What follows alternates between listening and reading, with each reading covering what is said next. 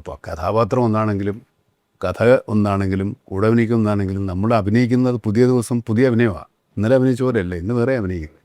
അപ്പോൾ എല്ലാ ദിവസവും പുതിയതാണ്. അതായത് നമുക്ക് ഓരോ ഷോട്ട് അഭിനയിക്കുന്നതിന് മുമ്പും ഒരു ടെൻഷനുണ്ട്, ഒരു ബ്ലഡ് പ്രഷർ കയറുന്നുണ്ട്, ഇങ്ങനെ കയറും. അപ്പോൾ ഏത് ഇമോഷനായാലും ശരി, ഈ ബ്ലഡ് പ്രഷർ കയറിയ ഇമോഷൻ ആദ്യം നമ്മൾ മറയ്ക്കണം. നമുക്കുള്ളൊരു ടെൻഷൻ നമ്മുടെ മനസ്സിലുള്ളത് മറിച്ചിട്ടുള്ള സമയമുണ്ടല്ലോ, എന്നിട്ടാണ് നമ്മൾ കഥാപാത്രമാകുന്നത്. ഈ കഥാപാത്രം ആകുന്നതിനും ഈ ബ്ലഡ് പ്രഷറും ആകുന്നതിനും ഇടയ്ക്കുള്ള ഒരു അഭിനയമാണ് ഏറ്റവും വലിയ അഭിനയം. നമ്മൾ നോർമലാകുക, നമ്മൾ നോർമലായിട്ടല്ലേ അഭിനയിക്കുക. ഇപ്പോൾ നമ്മളോട് ഇപ്പോൾ സംസാരിക്കുമ്പോൾ നമുക്കൊരു ടെൻഷനും ഇല്ല, നമ്മൾ എക്സംപോറായിട്ട് സംസാരിച്ചുകൊണ്ടിരിക്കുക, നമ്മൾ ഇമ്പ്രവൈസ് ചെയ്ത് സംസാരിക്കും. മറ്റേ അതല്ല, ക്യാമറ ഓടുന്നു, ഇത്ര ആൾക്കാർ നോക്കിയിരിക്കുന്നു, ലൈറ്റ് കോർട്ടിസ്റ്റ് എല്ലാവരും, ഒരാൾ തെറ്റിച്ചാൽ കുഴപ്പമാവും.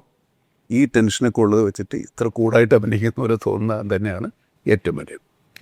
ഒരു 10 കൊല്ലം മുമ്പ് ഈ ഫിലിം റോളിലായിരുന്നല്ലോ ഷൂട്ടിങ്. ആ ഫിലിം റോൾ ഓടുമ്പോൾ നമ്മുടെ മനസ്സിന്റെ അകത്ത് ഒരു ടെൻഷൻ ഉണ്ടാവും. അയ്യോ ദൈവമേ, ഒറ്റ ടേക്കിൽ ചെയ്യണേ. ഇപ്പൊ അതില്ല.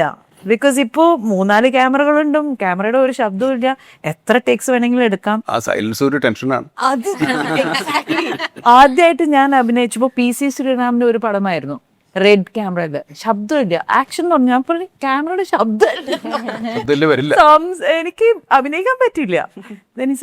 This doesn't make noise, Revathi എന്ന് PC പറഞ്ഞു. അപ്പൊ അങ്ങനെയാണ്. സോ ഡിജിറ്റലിലേക്ക് വന്നപ്പോ അങ്ങനെ ഒരു ചേഞ്ച് ഉണ്ടായിരുന്നു, എസ്പെഷ്യലി പീപ്പിൾ ലൈക്ക് അസ്. മുമ്പ് സൈലന്റ് ക്യാമറ ആയിരുന്നു പണ്ടൊക്കെ. ആദ്യം മിച്ചൽ